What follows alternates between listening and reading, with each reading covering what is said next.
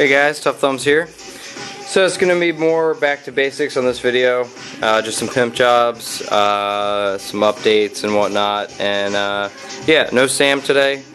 I finally got rid of Midget Ginger Conan, so he's away for the weekend, which is kind of nice. So I had a chance to really focus on some pimp jobs, and that's what this video is going to be. Just all pimp jobs. The Taniks are at Heat Treat. And I have an epic journey ahead of me with those. So, yep. And you may have noticed that the video, the knife talk video I did was made private. That is because I think I might have said some things that I didn't exactly mean to say or came across completely wrong. Not backpedaling or retracting anything I said there. I just think that I might have said something completely... Yeah, I meant to say it a different way, I guess, and it came off wrong, and that would bug me if it was up there and people were thinking that I felt that way. So that's beside the point of the video I'm doing right now. So that'll be back up maybe if I, you know, think it's not bad. Anyway, so right here in front of me is my EDC, my Horton Katana. Love this thing. I've been carrying it a lot. Kind of rotating this, the Jason Clark and the Jason Stout a lot. I love those three knives a lot. And the Kwaiken Hoback, of course, is pretty much the best friggin' knife I own. Anyway, and I got towed here to be refurbished. Really nice smooth one from the first run, the titanium scratch pattern. Really nice. As far as toads go, guy, I don't know like exactly what's going on with them. I'm done with the run with Blade HQ. There's a few like stragglers that I'm probably going to do here and there for them. I'm going to be working on the, maybe I'm going to call them battle toads, frame lock toads. I don't know. I know I used to play a video game called Battle Toads, so I don't know if that's bad to call it that. But anywho, so I got here's what I got here today. I got a quick regrind I'm doing on a Sniper Blade Works. I'm just working on, it's going to be acid wash, stone washed. I brought the grind back a little bit, made it a little bit higher, a little bit leaner, had a bit of a swedge there, changed the top angle. It was a little dull and a little weird, and there's a lot of dead area here, so I took a lot of it back, but it's still a lot left, so I may take it back even further. As you can see, like, it's a flipper. Doesn't flip very well, but as with all Sniper Blade Works, it's a perfect functioning knife. Never any problems with them. I love Sniper Blade Works, they're awesome. So, first up here. I met this guy who works in Philadelphia. He actually has a restaurant and he makes drinking chocolate, and I know that's pretty random. You guys are probably like, what the hell is drinking chocolate? But he's a knife nut as well. He bought one of my imps, and he came by like a couple weeks ago and brought some samples of what he does, and it was pretty incredible. He owns a restaurant called Saison or something like that. So, but he's a really good dude, real intense, just like me, really creative, and yeah, he dropped off his Zero Tolerance 560, and he wanted a pimp job on it. So, I was happy to do it in exchange for some of what he does. So maybe I'll do a video on that in the future, but I'm not Cutlery Lover, so I don't do chocolate reviews, so that's not knocking Cutlery Lover, it's just not my channel. But this one is a 560. One of the best production knives ever created. Elmex steel, titanium frame lock, rolling on bearings. As you can see, it's been bronze, of course, one of my favorites. And he really likes the Jason Browse fixed blade I did a pimp job on. So I did the same thing there. Got the Coyote, or not Coyote tan, the Arctic Gray, the horrible Arctic Gray bolster. OD green on the bottom there. It's a full piece I milled out and just put an inlay of Arctic Gray G10 on there. This one was one of those, oh yeah, natural pattern as well. This is one of those 560s that's incredibly like rough. As you can see, it's nice and centered, and it's insanely smooth now. I mean, it's just like nothing to flip it open. Really super smooth. So I did this, the guy's a great guy. He might be in one of our Sunday videos. I might talk about some of what he does, which is actually pretty damn interesting. I mean, in every field, there's ways you can be creative and ways you can think outside the box. I like to think that I've done that with knife pimping in some ways. I mean, I really enjoy doing it, and I like to push the limits of what I can do. So yeah, he does the same thing with what he does. So maybe someday you guys will see him in video. This is him. Here you go, dude. I hope you like it.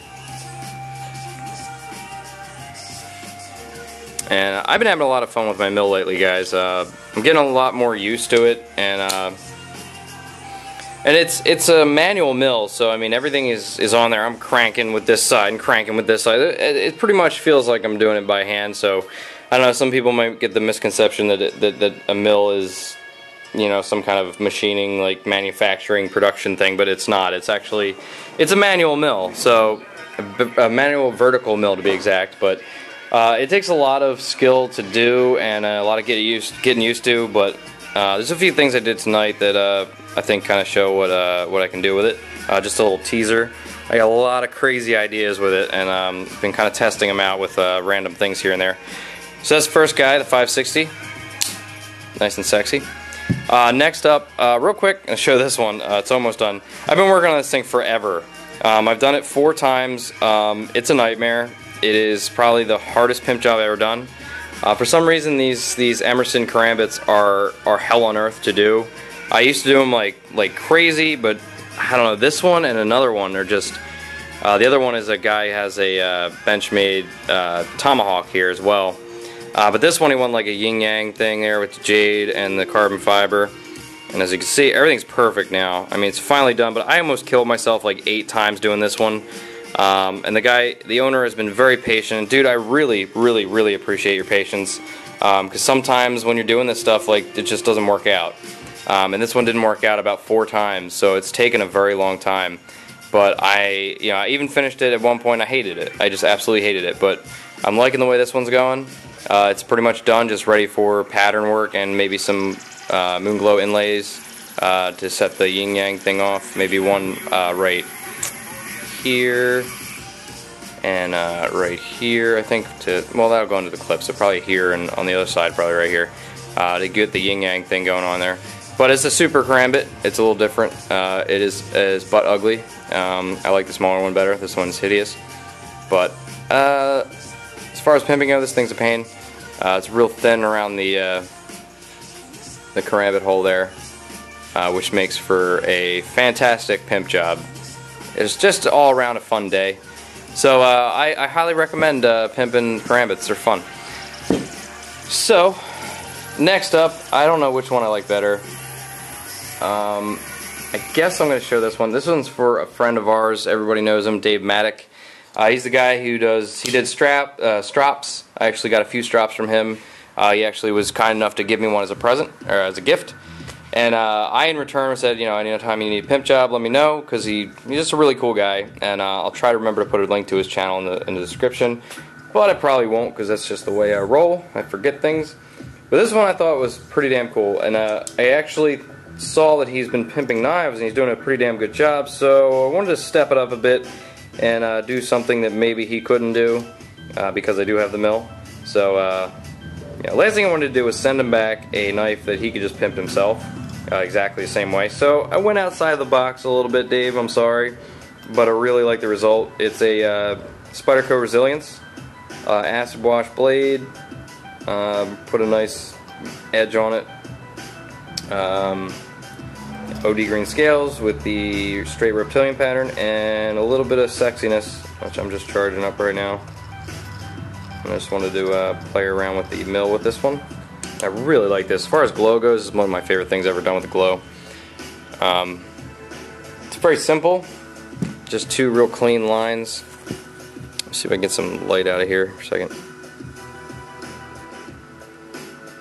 As you can see.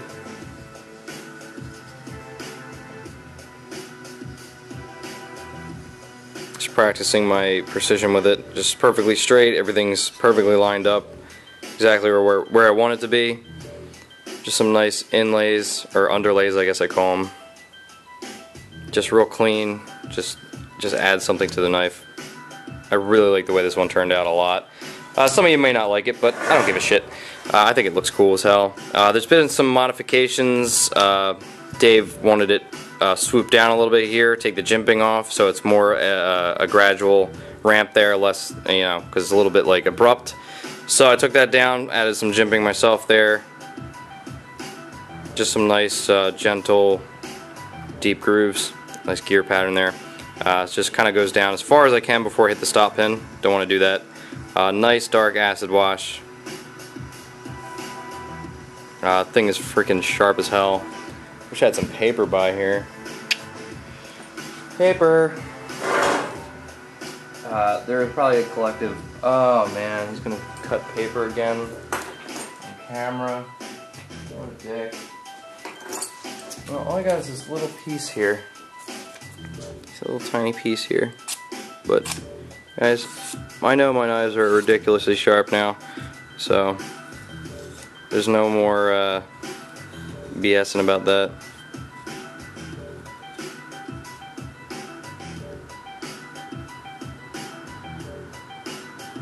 Focus, you son of a bitch.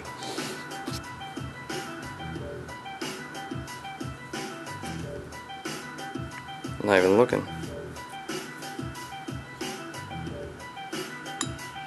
Second little coil there. So yeah, you guys can see that there's no more problems with sharpening here. Thank you, Mike, so much again. Like, I mean, it's been I've said it a million times, but I'm so excited about it. Just to have been able to refine my skills completely when it comes to sharpening, and just using the grinder pretty much. So that was my goal. I didn't want to have to break down and get a wicked edge. It's a great sharpening system, but in my eyes, it's just, you know, it does the work for you in a way, you know.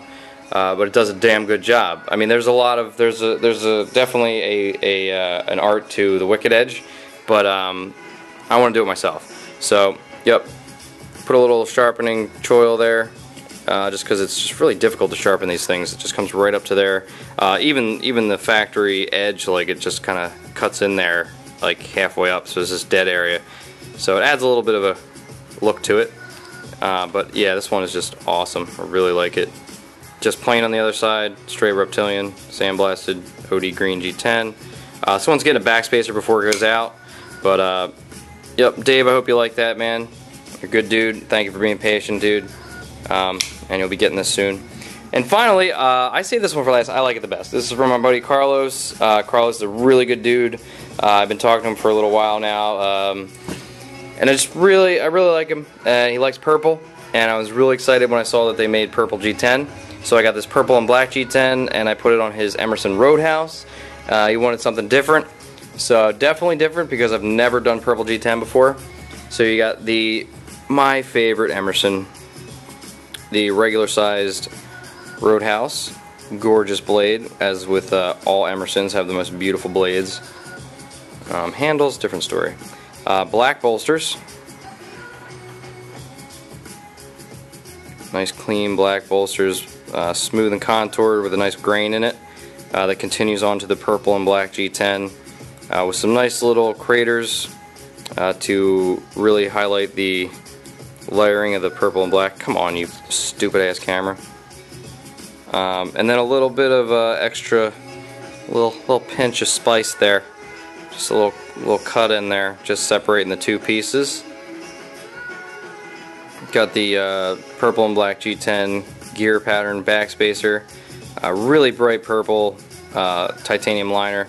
Kind of a bronze purple steel liner on the other side. You see the inside there, it's really bright purple on the lock bar. You can see it just kind of peeking through. The other side is exactly the same. It's just super clean. And I really like this one a lot. I really like the purple and black. I mean, a lot of guys are like, purple, but look at that, guys. I mean, seriously, how fucking epically clean is that shit? Excuse my language. It is fucking ridiculous today. It is so hot right now. I mean, oh my god. See that crater's nice, half black, half purple and black, with a nice little nipple in the middle there. So you can fondle that, Carlos. I know how much you like those. Everything's smooth action on it. It's perfectly centered. You know, as smooth as an Emerson is factory, but probably smoothing up a little bit more. really like this one a lot, guys.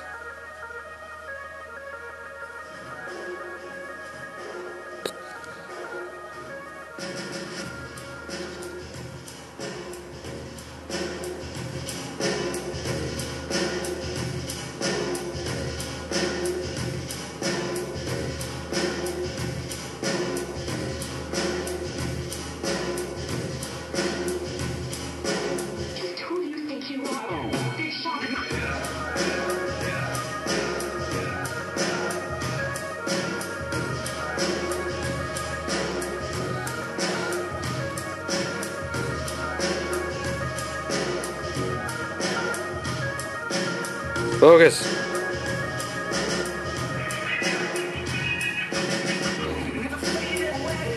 I'm trying to get the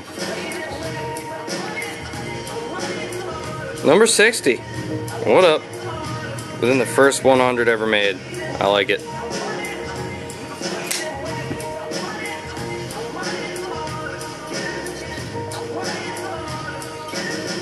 And all those people keep telling me to put manual focus on. But guess what? It is on. It's been on. It just doesn't focus that well. I do love this camera, but it does have its faults.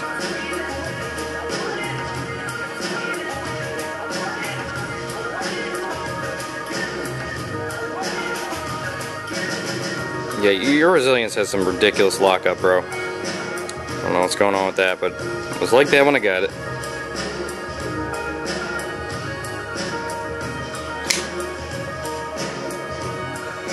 For you guys wondering what I'm listening to here, because I have amazing taste in music. First off, got my HTC One. I traded that piece of shit for it. The Galaxy. I'm about to overheat. Shit, here it goes. Listening to Default, guys. D-F-A-L-T. It's about to overheat for some odd reason.